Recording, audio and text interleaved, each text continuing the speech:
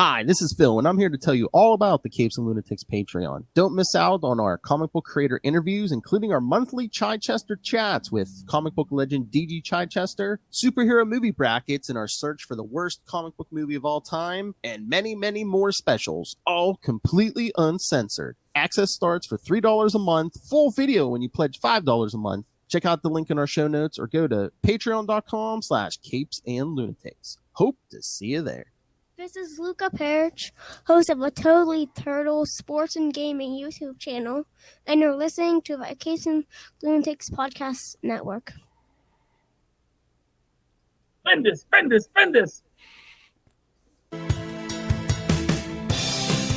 That's right, kids. We've been threatening it, but the day is here. Our Bendis at DC special and our penultimate episode, Take a Drink Future Love, of Justice League, the Society podcast. Although we're going to get more seats today because there's Bendis all over. Anyway, I am joining me as always. This is number one candidate. Yes, we're going to be talking for Bendis' time at DC. All right. So, I know we said we're going to start with Superman. That was his first book at DC.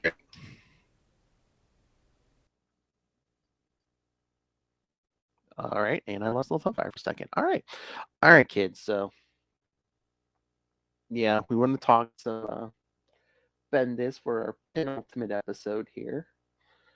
I'm just making an adjustment here. All right. Yeah, so the Mr. Bendis was at DC. I believe he started Superman in 2018. There's Lil. Hello. Okay. Hopefully StreamYard cooperates because I Yes. set my router to reset my router too. So fingers crossed. Okay. Yeah. So no. We got to set the stage. It was late November 2017, and I saw the tweet that Bendis was coming to work for DC. And I said, that's weird.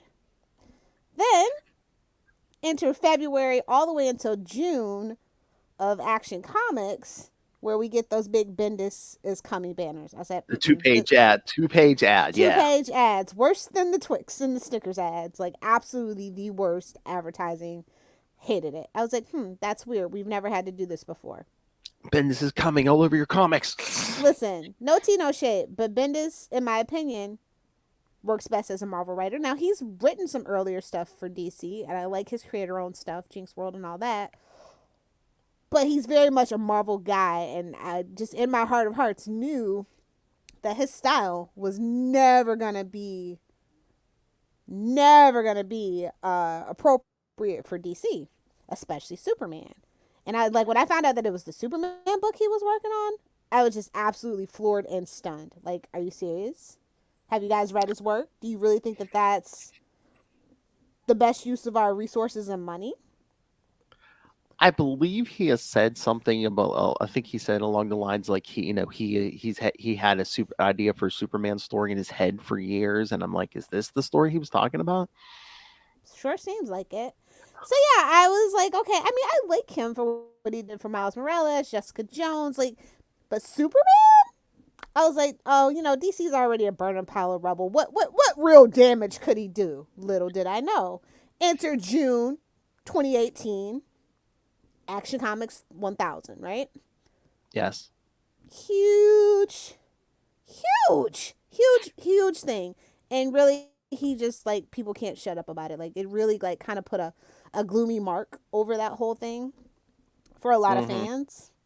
Yeah. And then we reviewed the Man of Steel. How presumptuous of you to actually name your miniseries Man of Steel after John Byrne. Literally, that's iconic. That's synonymous with John Burns. How effing dare you? All right, you're already rubbing me the wrong way on that one, right? Yeah.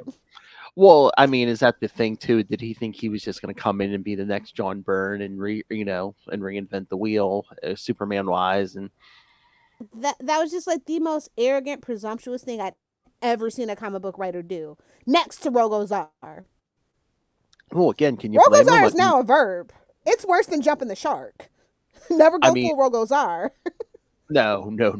I mean, it didn't help. Again, 2-page ads for how many months? Bendis is coming. It was even on TV, bro. Like I saw a TV ad. Bendis is coming, and I remember, said, "What the hell is going on around?" We talked about it. I think it was on the Flash when we were still doing the Flash podcast. Yeah, we did talk about that. Remember? Because I was like, "Wait a minute. You know how many other writers? Yeah. How many other writers could use this?" I'm like, Bendis don't need this. You're trumpeting his triumphant arrival in every book. It sent up all kinds of red flags for me, made me super nervous, and I was justified in being super nervous about it. Man of Steel was not that bad. It's not until we get into the Rogozar of it all, where we really get into those. It's you gave him action and Superman. That's not right. We needed a reprieve from him. Like that I think that was the biggest mistake. You do either one or the other. Now I know everybody thinks Action Comics is actually the more prestigious, but I think the Superman book in the modern era is more important than Action Comics. Well, one, it's like Action is basically the first comic. It's the first. It's tradition. You know what I mean? It's tradition. We still have it just because it's tradition. Whereas Superman, for a very long time, is where a lot of the meat and potatoes of the action happens and stuff, Yeah, and I mean... Ironic, I know. Yeah, I know. And again, a lot of people think, the Superman book's more prestigious because it actually has the name Superman on it. But again... Exactly. But it was like another renumbered Superman #1. So this was like Superman Volume 5 or something? Yeah. So yeah, I mean, like I said, I was like, if the ads hadn't been there, I wouldn't have been so on edge. I probably wouldn't even batted an eye about Rogozar as hard as I did had it not been all this build up and hype, right? I'm just like, okay, everybody wants to destroy Krypton all over again and put their mark on it. I totally get it. Doomsday did so well, and we're also approaching that 30th anniversary, so everybody's kind of thinking maybe we need another Doomsday kind of villain. I get it, right? Yeah. No, it makes sense on a business-wise and nostalgia-wise, right? Maybe that's what he's building up to. Okay, I'll see where it goes. Where he, and excuse my French, y'all, where he fucked up is aging up John Kent. This is where all the fans collectively lost their shit and hated Bendis. I remember the day I read that story, I went on the internet and literally people created YouTube channels. It was their very first video saying how much they hated that decision. Bendis is the man that launched 1,000 Bendis hate accounts on YouTube. Minimum. Which we're still dealing with the John Kent thing to this day, and not only that, I mean, he pulled his. How dare you snatch something the fans worked so hard for that marriage, for that child? We made Convergence a moneymaker as much as it hurts my soul. You did this to us. You didn't read the room. You didn't do your. It feels like he didn't read the room. He didn't read his research. He didn't even float it by David F. Walker. He just did what the hell he wanted to do. And he pulled his classic right out of the Bendis playbook, taking away Superman's secret identity. So basically eliminating Clark Kent. Which really is the main character, not Superman. So clearly he is not a fan like he thinks he is by doing that. That just sets the tone. Like, are you serious? And again, nobody stopped him. This is the thing. Nobody stopped him. And he just had his freaking identity revealed 2 years before that anyway. Exactly. They did that in New 52. Yeah. And again, if you want to do that story, fine. But do it for an arc and then somehow it gets reversed. Have your fun for, 3 to 6 issues and then turn it back. It just every single decision kept getting progressively worse and progressively worse. And I'm just looking like, why is there no editorial oversight? Why is nobody stopping this man? This is insane. Because it's Bendis. You are just we already are struggling with movie Superman, right? Like he is an absolute mess and in shambles because of the Snyderverse, and they've lost complete track of what it means for Superman to be a good character. Like just everything's off the rails. So we look to the comic books because that's all we had. We don't have a Superman. We didn't have a Superman TV show at the time. We had Supergirl. No TV, no shade. Y'all know how I feel about that show. Love Melissa, terrible show. So it's just like, the Superman fam is just not catching a break in any shape, way, or form. And the last bastion of sanity we had was the comic book, and he took it away from us. And I honestly feel like, had we had other outlets for good Superman storytelling, this would have not been the devastating blow, and the I hate Bendis train wouldn't have rolled on so hard and for so long. It was just one of those wrong place, wrong time, wrong idea. Exactly. Like, I've never seen this is like, it's insane. The many mistakes that they just kept making. And it's like, oh, wait, I got an idea. Let's do an event Leviathan. And who was the big bad behind that little hellfire? Exactly. Crickets. Mark Shaw, the Manhunter? Yeah. I was like, babes, Wally did it better. I hate to break it to you. Wally did a better Manhunter arc than you ever could. And then we were going to get a sequel to that, but because it didn't do well, it ended up not. What was going to be the sequel? I want to say it was like a Suicide Squad book. Hold on, let me look. Oh, wasn't it that Damian book where in Lois and is that the one where they all got together? No, it's Checkmate. So the 6th issue Checkmate was actually going to be a sequel to Event Leviathan, and then it got postponed, and then they're like, oh, we're going to revise it, and we're going to tie it into the Justice League run that he's going to do. Oh, yeah. Whew. And also, let's not forget that he's coming in at a time where we're getting rid of Dan Didio, we're getting rid of 5G, we're doing all this, and so there's all these moving parts, and we're trying to revamp and retool and do this and do that, and they didn't have a leader. So I feel like Bendis definitely has a strong personality. He's a great like connection maker and stuff. And had he been like, say, the editor, the executive editorial executive producer or whatever, fine, that's fine, that's cool, that would have been a great idea. He can hammer out the big picture, but when it comes to the fine details and the minutia and actual like character development and characters being relatable without a big wall of text and dialogue, he's not the guy. Well, if you think about it, yeah, like you point out, like we're getting rid of the Dido at that point, and like things are in disarray. So there's a power vacuum, and he took advantage of it. I hate to say that about a person, but that's what it seems like to me. If he had moved a little more slowly and a little more cautiously, he could have been their savior. Everyone could have been trumpeting, his greatness if he had just not gone full. He had nobody to tell him no, and that was the biggest problem about every single book that Bendis touched. He literally came in and did whatever he wanted. It didn't matter what came before it. It's my way or the highway, and that is absolutely unacceptable. This is one of the big two we're talking about, and you're telling me the last hit he had was Miles Morales, as far as I'm concerned. Jessica Jones and Avengers, dead to me. You understand? Yeah. So, literally, Miles Morales is the last hit he's had to me in my eyes. Yeah, he was riding high on Miles Morales. I mean, and that was a good 5 years previously, at best. Secret Invasion and stuff. Yeah, some of their events. Oh yeah, that first decade of the 2000s. His name carried cachet at that point. His star's going out. Exactly. So it's just like, okay, Event Leviathan is where I completely was just like, you know what? I'm just going to check out on this. And I stopped reading Superman. I told you that. I stopped reading Action Comics. I didn't care. I'm like, oh, if it's a variant cover, I'll get it, but I'm probably not going to read it. Kind of vibes. I told you, I knew it was bad when even Tyler was like, I don't know, this ain't for me. We can wait this one out. Yeah, absolutely. And then he goes on to do Legion of Superheroes. Wasting Ryan Sook, by the way. Wasting Travis Moore, issue number 3. Wasting Stephen Byrne in issue number 7.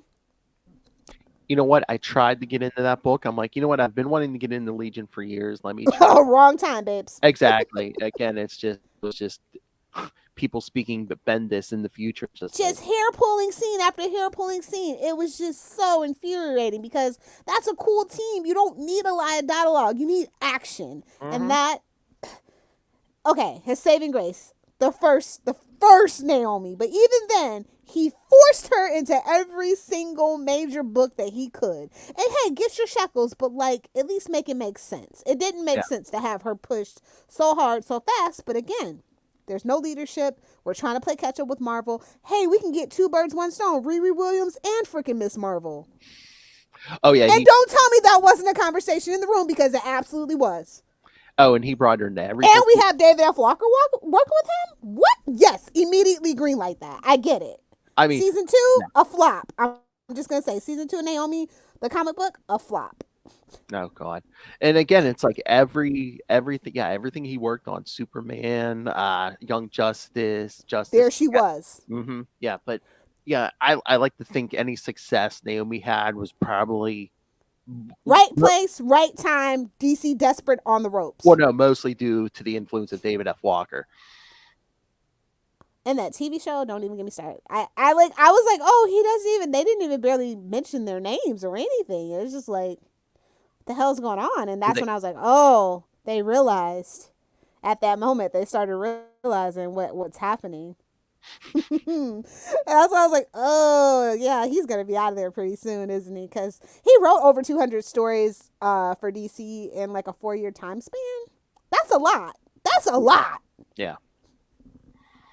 He even did like a Batman. Didn't he do a Batman story? I'm looking for it. Yeah. On the list. It was in I think it was in like those Walmart issues, and they did reprint like just the Batman stuff. Well, there is one that was from like Detective Comics that I remember, and I think it was in the Batman one, Detective Comics 1000. Probably, yeah. It's the I Know story. It is. It's that one, and then it was Masterclass, which was in 1027. Yeah. Okay. And that's just like the more recent stuff. He had written Batman before previously, like back in the early 2000s. Yeah, I mean it was Batman Universe. Like I said. Yeah, that's the one you're talking about that got reprinted. Yeah. Yeah. I mean it was all right, but it wasn't like street level Batman. I mean there was like again time travel. Street levels where he shines, yet he couldn't get Batman right. Be serious. Yeah. He writes the street level the best, but he wasn't. His Marvel style does not mesh. Like there's plenty of writers that we know and love, and personally know and love, D.G. Chichester, that can write both ways. But sometimes when a person's just been at Marvel for too long, they can't do anything else except for create their own, which will kind of mimic that Marvel style. And that's just kind of what happened to Bendis, I feel like. Mm-hmm. Oh yeah, definitely. So then we get to Justice League. Infinite Frontier, that little 3-page story he did, a flop. And then we get to straight up Justice League Volume 4. And even Phil Hester couldn't save it for that one issue. I think it was like issue 68 or something, maybe. I was just like, oh, they brought in Phil Hester. That's not, oh, no, never mind. It's not something. And again, it's just like... And they collected those stories immediately. This is the thing that pisses me off. Every single, like, okay, specifically for the Justice League, you got Prisms, United Order, Leagues of Chaos. They're instantly out. Instantly. Like, nobody waits, bats an eyelash, even though those stories did not sell well. Instantly. There's other things that have never been collected that deserve to be collected. Bullshit. I'm sorry. I know, but they literally had to kill the Justice League after his run. Well, no, they had to kill the Justice League because of the Snyderverse. He did not help, and then he goes on to do what? Justice League versus what? The Legion of Superheroes, right? Of Superheroes, yeah. And even that ended with a whimper. I've never heard anybody say they've liked a single thing Bendis has done. I haven't.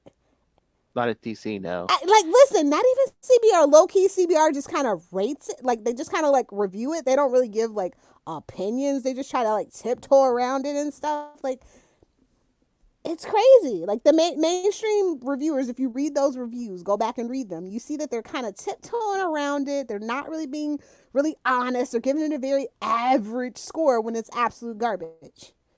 And that's why I like independent, free press. And fans that actually know what's going on and can see what's going on. And like sometimes, like I'm gonna tell you, sometimes it's good to just pander to the fans, which he did absolutely none of. Oh no, Bendis is gonna do what Bendis is gonna do. That's insane. That's absolutely bat guano insane, man. I mean, we always talk about, like, how could you age up John Kent? How could you? Okay, maybe put him in stasis. Like time works differently in space, And it's like, we know his grandpa's evil, but did you have to make him twirl the mustache? Did you? Is that him not wanting to deal with kids, Bendis? Ironically, you would think he would have loved John because you'd have thought that John would have got the Miles Morales treatment. We had to cancel Super Sons, which was a phenomenal freaking book because of him. Again, exactly. If you don't want to deal with John Kent as a kid, have him in the background. Leave him alone in the Super Sons book. Let Tomasi or whoever else write him in a Super Sons series. Yeah. Like that was absolutely devastating for me. Like, he made Damian likable. Do you know how hard of a goddamn job that is? Mm-hmm. Oh, yeah. And we ruined it for what? Shenanigans. Space shenanigans. And he sent Lois Lane away. And it's like, babes, do you even know what you're doing? Do you even understand the fundamental modern-day Superman that the fans have loved and fought for to get him to this point? Literally, for 30 years, we've been fighting for this very moment that's happening, and you come in and ruin it? That's the big thing for his first couple months. Yeah, he takes Lois and John away from him. And so it's like, okay. That's not what we're here for modern Superman for.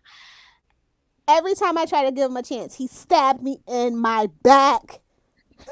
Like, I don't know how to put it more plainly. I like I said, I've never seen a single DC fan say anything nice about Brian Bendis online. Not a one. And like I said, even the professional reviewers, milquetoast and lukewarm on it. Yeah. Yeah, no. Over 200 stories, and not a single person, like not a single one of those stories or arcs gets praise. You're a flop, sir. I mean, yeah, none of it gets high. I mean, again, David F. Walker, I think, helped him on Naomi. Listen, the thing that I love the most, nobody even talks about, right? Wonder Comics. Young Justice was kind of a flop, but Jim World was amazing. Lost in the Multiverse, well, the second half of it was really cool. Then we had Naomi fell under Wonder Comics, so we did kind of talk about that. And for some reason, Dial H for Hero was under the Wonder Comics imprint too. And so, like, Wonder Comics was like a pop-up imprint, whatever that means, and he was like the executive curator. So I don't even know what the hell those words mean, honestly. He also did Amethyst, which I really love as a very niche 90s kid. So that was really cool. Like, all the cool stuff happened under Wonder Comics, and I thought he did a really great job with it and all those stories that were under that umbrella, right? But nobody talks about it. No. Nobody talks about it. Wonder Twins. I mean, amazing. Yeah. And again, he did a decent enough job on Young Justice, but once again, he had to rub his Bendis on it. And he definitely rubbed his Bendis on it. The whole Tim Drake debacle. I mean, putting him in a brown suit and changing his code name to Drake. I can't believe Patrick Gleason didn't slap the hell out of him. If we're gonna be honest, I'm surprised they let him. I'm surprised they let him monkey with a bad character that well, much. Again, Tim, even though Jason's technically the redheaded stepchild, Tim is the literal redheaded stepchild. It's just Tim. But I mean, literally, the Bat franchise is what's keeping that DC afloat right now. Yeah, but it's just Tim. It's just kind of like when they monkey around with Wally. It's just Wally. It's just Wally. AKA Dial H for Hero. It's just Wally. I think they've learned with Wally, but I'm just like, yeah, I guess with the Bat family, it's like if it's not Bruce and maybe Dick, it's like, yeah, whatever. Yeah. It's to a point right now, Barbara as well, because they've really been trying to make Batgirl a whole franchise. Thus, enter the era of Batgirls and not Birds of Prey, because, well, thanks a lot, Snyderverse. You ruined that one for us, too. So yeah, I just honestly, like, I will give him praise for Wonder Comics, the Wonder Comics imprint. I liked almost every single thing that he did with that. And I just don't know why he couldn't translate that to more mainstream success in the bigger universe of DC. It just doesn't make sense to me. It doesn't. I agree. Like it blows my mind when I think about it. I hear you. It's just they again. I think DC pinned all their hopes on Bendis, and listen, you want to know the craziest thing about them not letting him write or do anything for Naomi is that back in the day he used to write for the Spider-Man cartoon, the one from 2003. Yeah, that's the craziest thing to me. Like what? Because anything would have helped that show. I mean, good God. Oh my God. I thought Bendis' runs were slow, but Naomi wasn't that slow. The actual comic book wasn't that slow. The TV show, I was just like, oh man, this is like Bendis dialogue on molasses, frozen molasses at that. Yeah. It's like, when are we going to actually get a fight or something? Oh, okay. Yeah. Oof. Yeah. It's like I said, it's crazy. I like his creator-owned stuff, like Jinx World and stuff like that. Mm-hmm. Oh, he also did Ginny Hex, which I really liked too. The special that was really good. Oh yeah. This is what I mean. Like, why is it not translating? What's not clicking? What's getting lost when he tries to go to do? It seems like for those characters specifically, he did like research and he cared about it. It's like they're literally tinkering with the biggest franchise. Sorry, Spider-Man. The biggest franchise in the whole freaking world, man. Superman does not need a movie to sell t-shirts. That's all I'm saying. They're just always there. Yeah. I know. I'm assuming DC just gave him like carte blanche. They're just like, do whatever. I can't figure it out for the life of me. Like I said, I think this was a Dan Didio decision. Like maybe they had something going on. I was gonna say, did they panic when they lost the Dido? Were they just in a panic? Like, we need a new figurehead or whatever? Maybe that was the Dido's revenge. He's like, yeah, we'll bring on Bendis and it'll be great. Now I'm gonna let him do whatever he wants. And then he was probably gonna control Bendis a little bit. And then when he left, he was like, go ham, my friend. Go do whatever you want. I was gonna say, was that the sabotage out the door? Was it honestly? The more I think about it, maybe he saw the writing on the wall. He's like, yeah, let's bring in Bendis. Yeah, kid, it'll be fine. Oh man, another reason to hate Dido. Oh, you need to pin down that interview first. We'd have to do we'd have to do barn door protocol, and I don't know. Like now that I think, I don't know if I could tolerate being nice to Dido for an hour. Like I don't think I could do it. I have so many it's kind of like I would be better off doing an interview with Dan Jurgens. At least there's some things that I like about him, and he's redeemable in a lot of aspects. I don't think there's one thing that's redeemable about the Dido. I know. Not at this point in juncture. I get you. Want to tell us why you tried to kill Dick Grayson? Multiple times. Oh. We kept telling him no. Oh yeah, I know. Idiot. Infinite Crisis. They're like, yeah, no, you don't kill Dick Grayson. Oh yeah. So I just want to know the blackmail he had to write for Superman, because he just didn't have the credentials, in my personal opinion, to write for Superman. Do you think, was it just a numbers game? He's like, oh, look how much I sold for Marvel. It's just bad business. I mean, because like I said, you have to be able to.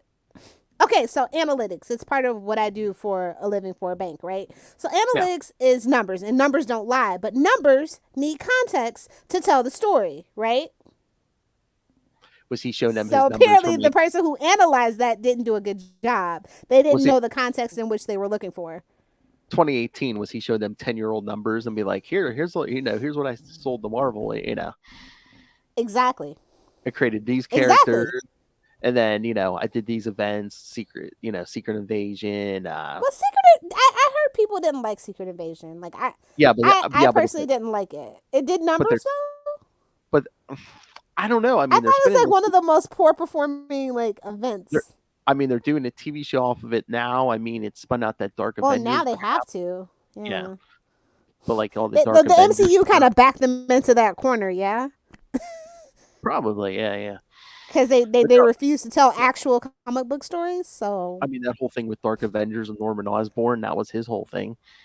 Yeah. Enough said. Basically trying to. I mean, do you need any more proof?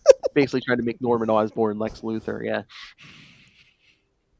People have been trying to do that for decades, literal decades. And you know why it doesn't work? Because it just, that is a DC. You can never really go full DC in the Marvel universe, but you can always go bring a full Marvel into the DC universe and give it that slight twist. It just doesn't work. It's not like transferable. Norman's not a Marvel universe character. He's a Spider-Man character. Oh. What? Oh, you're one of those people, Phil.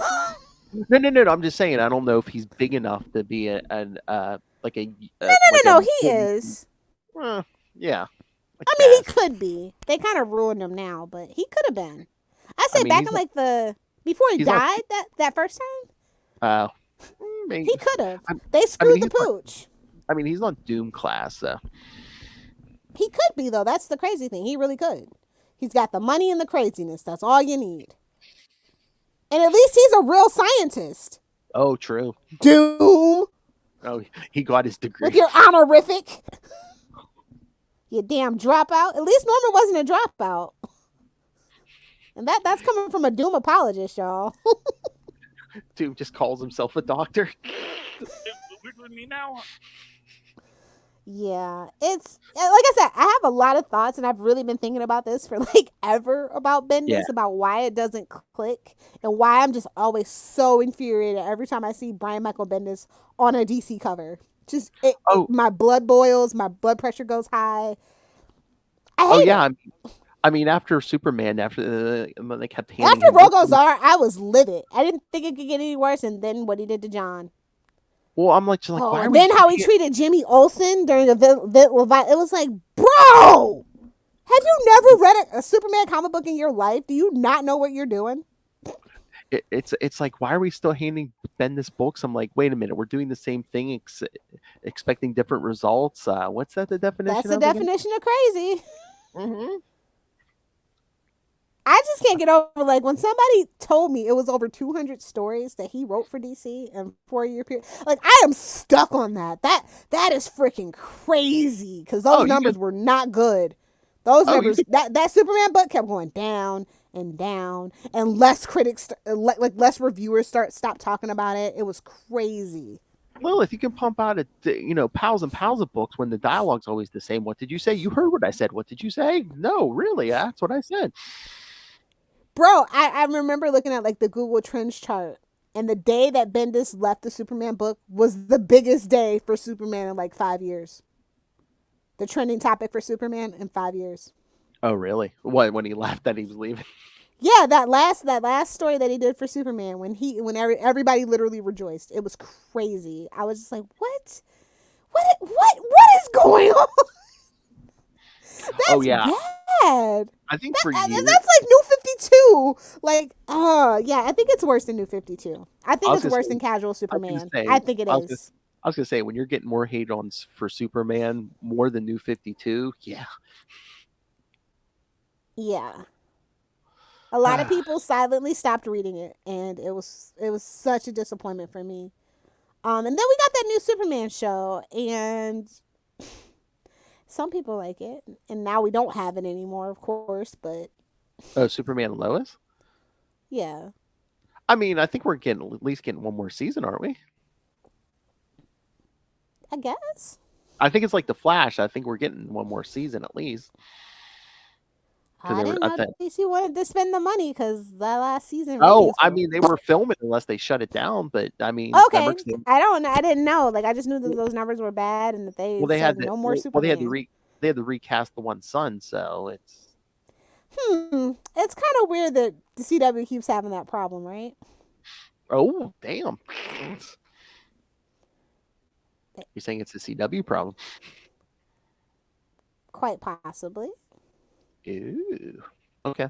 That one girl from Black Lightning left. Wally left. Keenan's Lionsdale left. A lot of people left. Oh. Yeah, that's true. Brandon Roth took his wife and said, I'm taking my wife and I'm going home. Cisco I tried don't know, to leave maybe it's a 20 times. CW thing. Cisco tried to leave 20 times before he actually did. The fact that like freaking Jesse left, I was like, oh no, not Papa, no, not Papa West. Oh no, this show's no good now. Papa West is gone. He saw the writing on the wall. He's like, let me go ahead and go get me an NBC CBS show somewhere. I'm surprised he didn't come back to Law and Order. Oh, I'm waiting on it. Oh, I mean, if he doesn't want to run around, make him a captain or something. Exactly. But yeah, I don't know. I'm just filled with rage, and it's just I know it's just a comic book, but it's such an iconic character, a character that I love deeply, deeply. It means so much to so many people, and it just feels like, and again, excuse my French, guys, Bendis came in and shit it all over us. Like he's a bird, and we're just unsuspecting, pedestrians. That's what it felt like. Again, it's one of the big ones, Superman. It's like, name me someone in the world who doesn't know who Superman is. I don't care. Even if you don't know that kryptonite is his freaking weakness, you know Superman, red, blue, yellow, cape. I mean, whether you read comics on or his chest. No matter where you live, how old you are, I mean, I'd say, unless you're living deep in the Amazon rainforest, you probably know who Superman is. Yeah.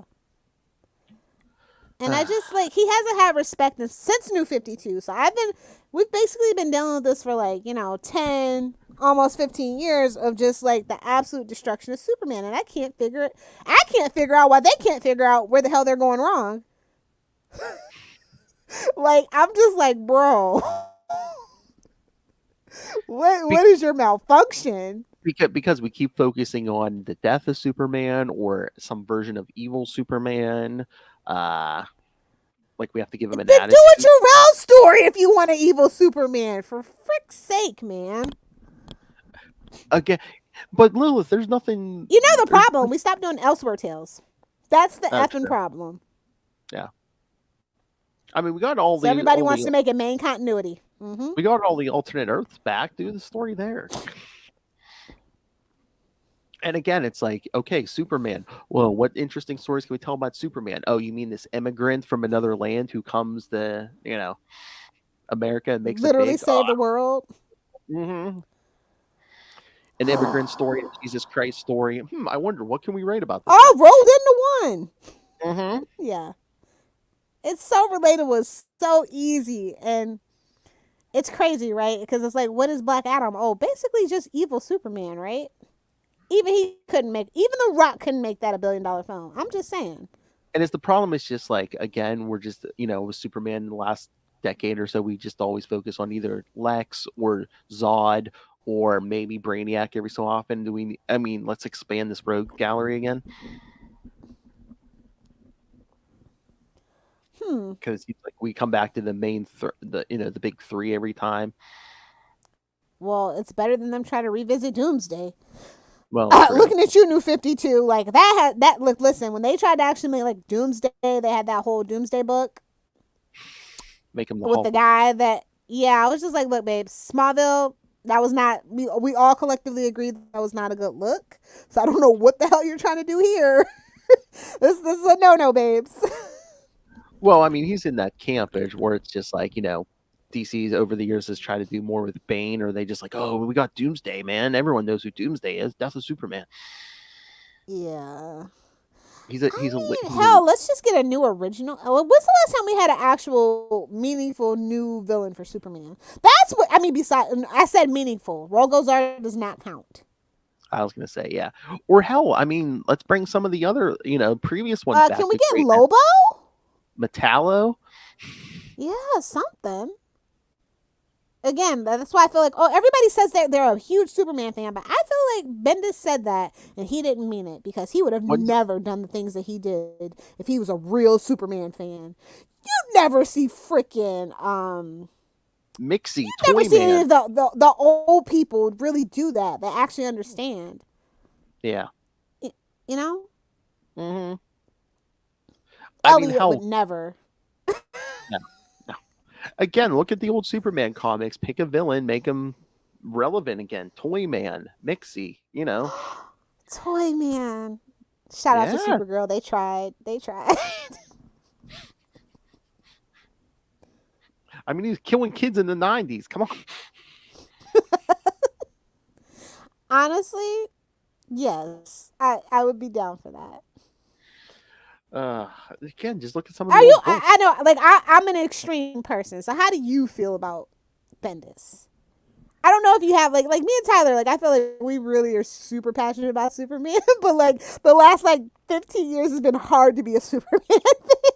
Oh yeah, no. I mean, Superman was one of my big ones, alongside Batman and all that. I mean, I was passionate about Superman. I just, except for like when they brought him back in Convergence and stuff. I mean, in the family stuff, which Bendis crapped all over. It's like, besides that stuff, I haven't really been that too excited about Superman since before New 52. Yeah. Again, they honestly, really have. If I'm gonna be real, it all started going downhill. Infinite Crisis, not Infinite Crisis, the original Crisis on Infinite Earths. Oh, if we're gonna be honest, like let's really be honest, that has been the major issue in DC for the last 40, almost 50 years at this point. I mean, no, like I enjoyed like the 90s stuff, like triangle numbers and all. I enjoyed all that stuff. It was okay, but like it was gimmicky. I know, but I mean, I liked like it. Red Blue Superman, really? I mean, they were trying. Again, they were trying an old gimmick, bring it, updating it and stuff. But then, like around turn of the century, they bring in new creative teams, and it was a little different. I'm like, okay, I'll give this a chance. But then, like, I thought you were going Infinite. Well, then we get to like Infinite Crisis, and I'm like, man, this stuff's kind of lost its way. Well, oh yeah, like that. That was the last Crisis that I was like, no. Like you should have left it at 0 hour. Superman, especially, yeah, I was like, It was just been chasing our tail for 40, almost 50 years. It's crazy to me. Because they killed Supergirl, they brought her back. You know what I mean? They do this, they do, he needs to be the literal last son of Krypton. Well, that was the whole thing. That was the whole thing with the Crisis on Infinite Earth. They're like, oh no, we just need one universe, one Kryptonian. And then, I don't know, however many decades later, they figured out, wait a minute, why did we get rid of all the infinite universes? Yeah, it's no fun if the homies can't have none. You know what I'm saying? Yeah. Ultimately, this just let me know. I knew. I was like, oh, and then the merger was happening also with Warner Bros. And Discovery. And it just kept getting worse and worse. More like daily bad decisions. Like just. And it seemed. I'm not a stockholder anymore. I'll just put it to you that way. Oh damn! I thought we were gonna put that Snyderverse the bed already, but now I guess what we're trying to bring that Black back. Adam's tied to it, so we're doing it. Oh God! It's like I mean, I know we do them over and over, Batman and Superman, but it's like, when's the last time we had a Superman? Man of Steel, I know, but it's like since it's been what? At least it's been 10 years since we had a Superman movie. Yeah, what was that? 20? What? No, it wasn't 2017. It couldn't have been. It was 2013, wasn't it? I feel like it was. It was something like that, but I mean, if it's not 10 years, it's pretty damn close. I think it's over, is what I'm saying.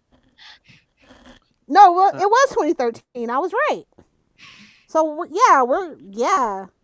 it's getting ready to be 2023. That's crazy. Mm-hmm. How many Batman movies have we had? Oh yeah, and when's the last time we've gone 10 years without a Superman movie? Since the 90s. Yeah, wow, that was a dark time for comic books. I mean, they were talking about it. They were going to try to do a Superman in the 90s, Nicolas Cage, but. Oh my God! I don't ever want to go to that alternate universe where Kevin Smith is like the premier director, and he's got like 50 freaking Superman movies under his belt, and Nicolas Cage is old man Superman with the gray temples and the black suit. No, that is the darkest timeline, my friend. I'd rather deal with Bendis than deal with that. Oh, No, wait, would you?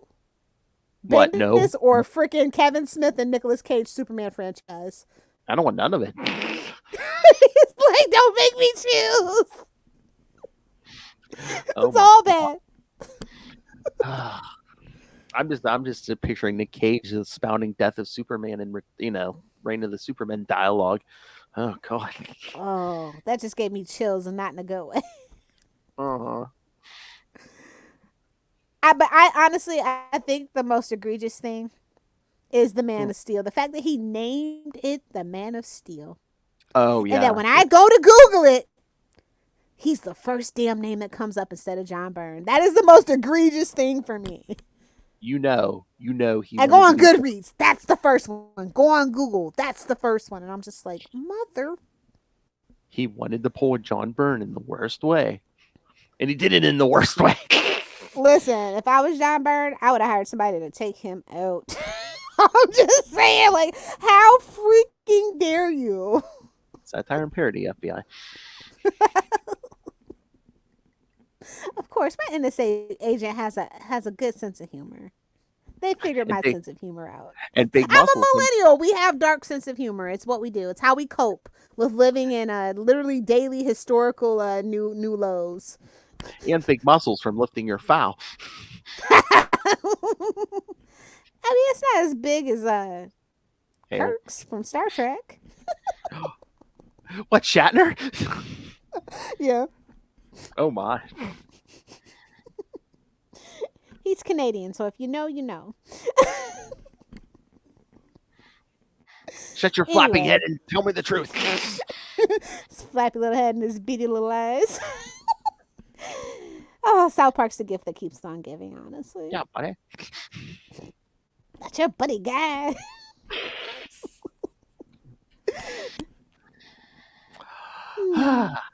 So we DC is in shambles. We're never going to be able to fix Superman. Never? Even if they retcon it all the way, the mojo has been lost. I don't have a passion for Superman anymore because I don't trust them to get the character right. I just don't. Is that another problem with comics, modern comics in general? It's like, especially with like Superman, with Spider-Man, it's like we always try to like go back to the beginning. It's like no. Just start today. Constantine had it right. Let him age. Yeah, or even just like don't keep going back to the origin. Just tell us brand new stories. Are there even any new stories to tell at this point with Superman? Other than him literally leaving Earth at this point. I mean, and finding out that Krypton actually didn't blow up. Like, I think that's the only thing we can do at this point. He packs his wife and kid up and says, Earth is ghetto. We're moving to the suburbs. I found out Krypton didn't really blow up. Let's go live there. There has to be more stories, love. But it's just, I mean, look how many Batman stories we put out every month. But it's just like, babes, do not compare the two. Don't do it to yourself. But I'm just saying, is it just the problem we haven't had a good writer in how many years? No, I'm not going to say that. I'm going to say saying that before, editorial probably struck a lot of the newfangled ideas down. But now, I couldn't even tell you who the executive editorial producer is or whatever they call it. But yeah, no, you're right, too. It's like we've had good writers, but it's like, I don't know if anyone... They actually had the control. Like, no, you're not doing that. Yeah, and again, it's had they had the perfect take for Superman? I don't know. I mean, anything is better than this. Philip Kennedy Johnson's stuff isn't bad, but I just thought that, I don't know, too much on world. Again, no editorial oversight. Like, enough is enough. Bring it home, buddy. Bring it home. But anything to avoid 5G, bro. Anything to avoid 5G. I get it. And Dark Crisis. But I mean, I just never know if that's too much editorial because they're like, oh, you got to write for the trade, so you got to pump out a 5-6 part story.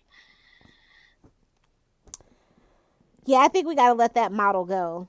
I think that Webtoons is kind of showing us like, hey, man, I think they see that and think, oh, people want more, Well, it's like procedural. I guess ongoing stories. Like, one-offs are fun, bro. Come on. Yeah, I mean, you can pack a couple one-shots into a collection. I mean, or why are we writing for the trades? I mean, is the Barnes and Noble business that good? I don't think it is. I've never seen anybody in the comic book section ever. I do, but they're always I see the kids in the anime and manga. Yeah. Not the actual like American comic. Well, listen, if we stopped counting manga in the American market for comic book numbers, you would be shocked and surprised how low actual comic book how low those numbers are. That's all I'm gonna say about it, and leave it alone.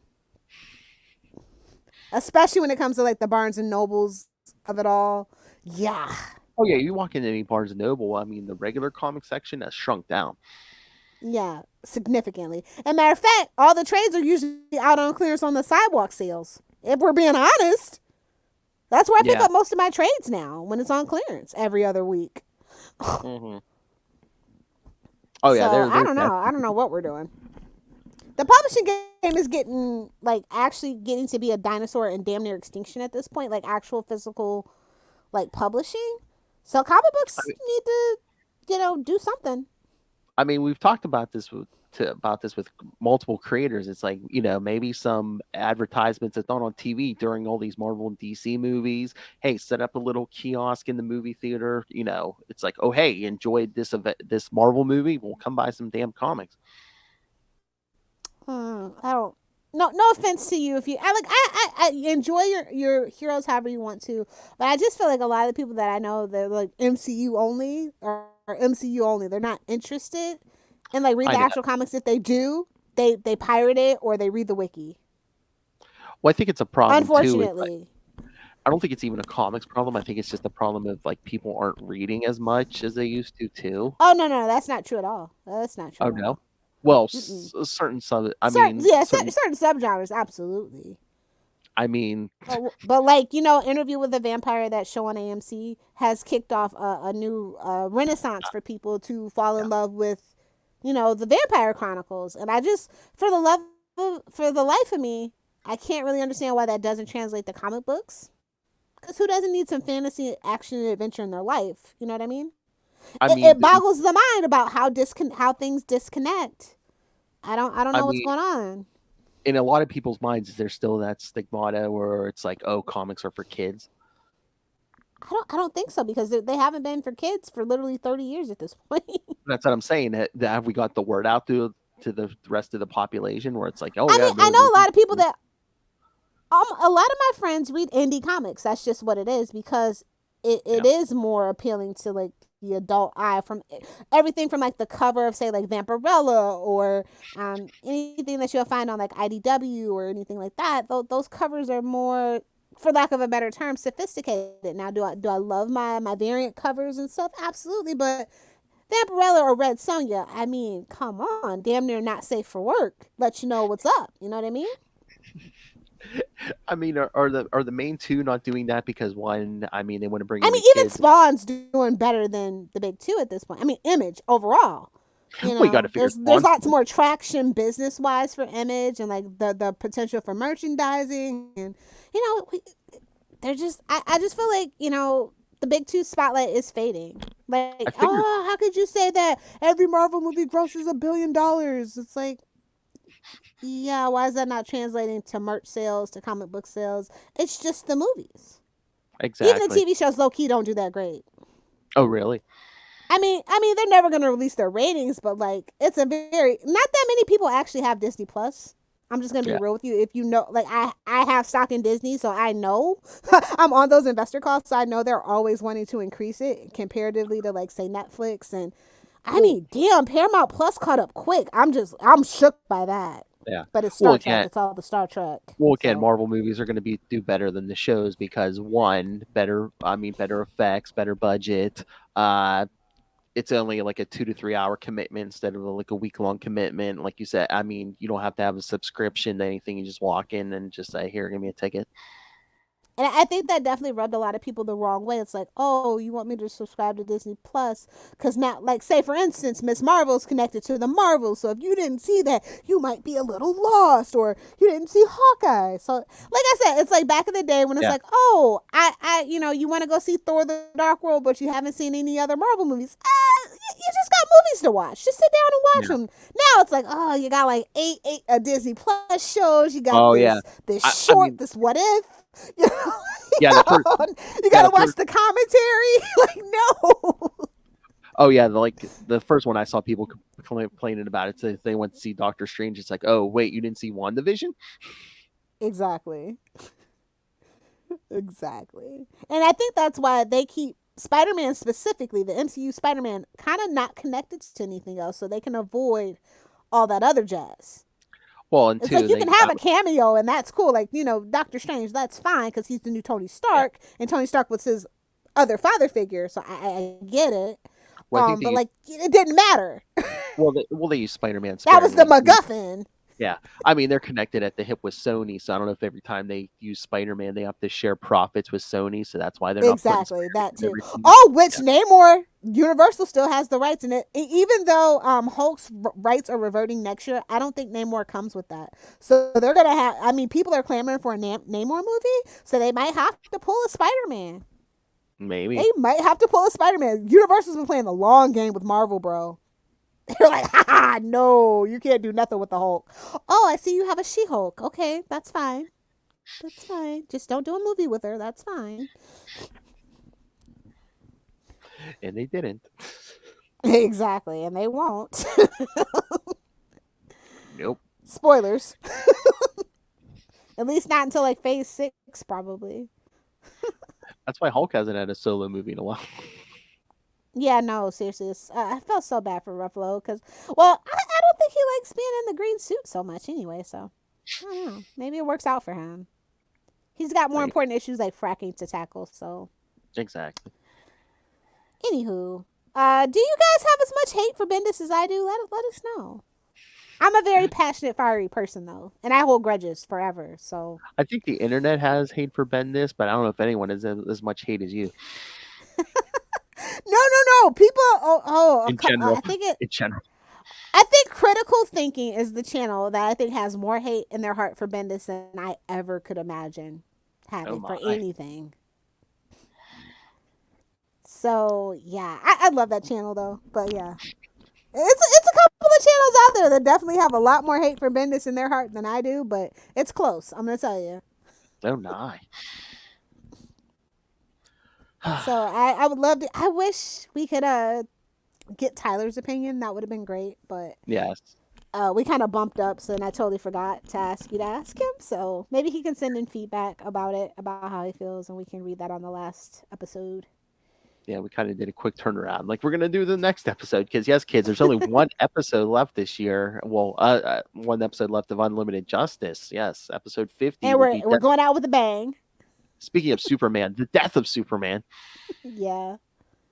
So we're going to cover that for the 30th anniversary. But then, of course, never fear, you're not going to lose me in love. Just in 2023, go have us on Salty and Petty. Talking anything and everything.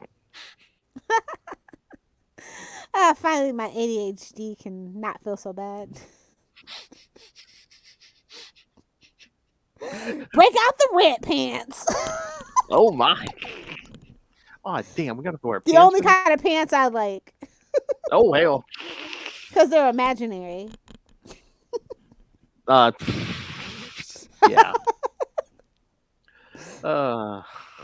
Yeah. I'm going to need that as a drop for something. I don't know what, but cut that drop up, Phil. The Salty and Petty podcast. I think the pants come off next. All right. Are we done? Did you get all your Venom out? Venom. Yes, I think so. I think now I could actually go see Bendis at a con and not be like have my eye pop out of the socket. Oh, that'd be cool. Like that Daria character. The teacher. Okay, Glenn from Walking Dead. Okay. Oh, yeah. F in the chat for Walking Dead. Don't worry, it finally came to an end. Yeah, except there's a bunch of spin-offs. It doesn't matter. The spin-offs never do as great as the main shows. So. Not even a Daryl Dixon show. Not even one star in Negan. Sorry to break it to y'all. And Rick and Michonne are coming back. Convenient. Coral. All right. So yes, kids, send your thoughts, all your Bendis thoughts. We'll read them somewhere. Oh, you didn't even play the drop once. Yeah, I did at the intro. Oh, I didn't hear that. Right before I hit the music, I put Bendis. There we go. I just don't want to get us bogged down in that. The old Bendis, he gave us the cosmic rod.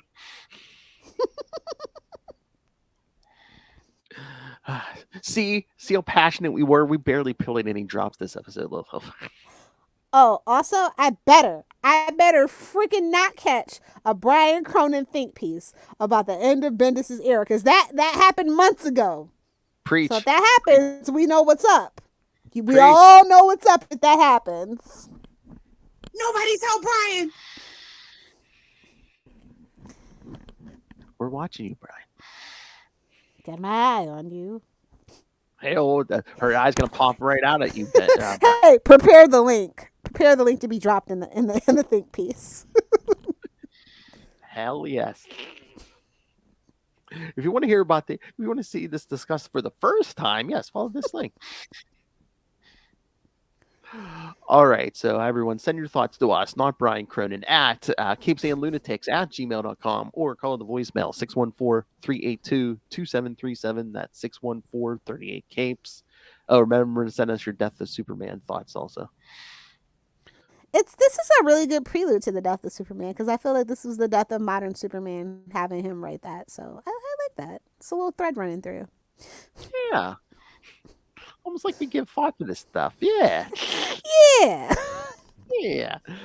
So yes, find Unlimited Justice on Facebook, on Twitter. Find Capes and Lunatics on Hive. Come here, friend. Buzz, buzz. Come join the Queen Bee on Hive. Find links to all the various social medias for all the shows we do, so you keep up to date with all the stuff we're doing now, all the new stuff coming. Like we said, Salty and Petty, Marvel Tales over on the other feed with myself and Justin coming in 2023. The YouTube channel, again, yes, this and everything else gets a video, so smash that subscribe button so you don't miss any of the fun of the Capes and Lunatics. Smash it. And of course our Patreon, because yes, again, everything you see here is paying. We're paying for this out of our own pocket. Every little bit helps, but $3 to $5 gets you early access to creator interviews, including. And plus, we might need a legal fund for slander and libel. So yeah. The Chichester. Hey, we can have a monthly Bendis show, but he won't do it. He won't talk to us once. Can you imagine if we did a monthly Bendis show where it's like, here, defend this month, this next month, here, defend this? only DD Chichester has the balls to be raked over the coals by us. The only man with enough courage to face us is DD Chichester. I got the good mic out for you guys. The only people brave enough to do monthly slots are Chichester here and like Chuck Dixon over at Signal would do. Ain't nobody else got time for no podcasters. So yes. Well, Chuck's living his best life in Florida, so he's very relaxed now. Doesn't seem to work for you though. So yeah, get the early access to creator interviews, and the superhero movie brackets will be over. But in 2023, we'll have new stuff for you, including whatever our patrons vote for. That's right. Become a patron and tell us what to do in 2023. Yeah, so some of our ideas are bringing back old shows like Wayne's World, or maybe reviewing a one-season show that you love that you don't think gets talked about enough, or any other idea you might want to pitch. So become a patron so you can tell us what to do, so the Lilith Hellfire can tell you where to go. Always looking for more clams and yams, ladies. Always looking for more clams and yams. That's right. Our Patreon is quite the sausage fest right now. So yes, any females, anybody, yes, please join us. Don't let Ray Russ the gays, the theys, everybody's welcome. Yeah, don't let Ray Russell and Justin have all the power. So yeah, subscribe to the Patreon, and please pick yourself up some Capes and Lunatics and Capes and Lunatics Sidekicks merch, and the random Cash App link. If if you're just so nice, you just want to send us money, yes, use the Cash App link. Make it rain. Right down there in the show notes. So find it all at Linktree, linktr.ee/CapesandLunatics. All right, Lilith Hellfire, where can people talk the wonderful world of Bendis with you? I mean, while Twitter's still up, I guess, at Lilith Hellfire, or on Hive at Lilith Hellfire, or on TikTok, making all the comments and maybe some of the content. You'll definitely have to hit that follow button to find out at Lilith Hellfire 69. Duh. Either do the 6 or do the 9. Oh, you don't want to know the things I've done. Follow her on social media. Put it here. Let me get a ride on your alligator back, bro. Somebody's muffin's getting buttered. That ain't my business. It's the best one. I know it is. All right, kids. That's right. Come back next week for our final episode, The Death of Superman. And then come back in 2023 for Salty and Petty. The Salty and Petty Show. And we are the Mighty Batman podcast. I was going to say, don't forget my Green Lantern podcast. Oh, yes. Me and Will and me and Chris did on Nightwing News. Nightwing News. Diggity day. We're not leaving you. You're not getting rid of us yet, kid. But until next time, come get yourself some justice.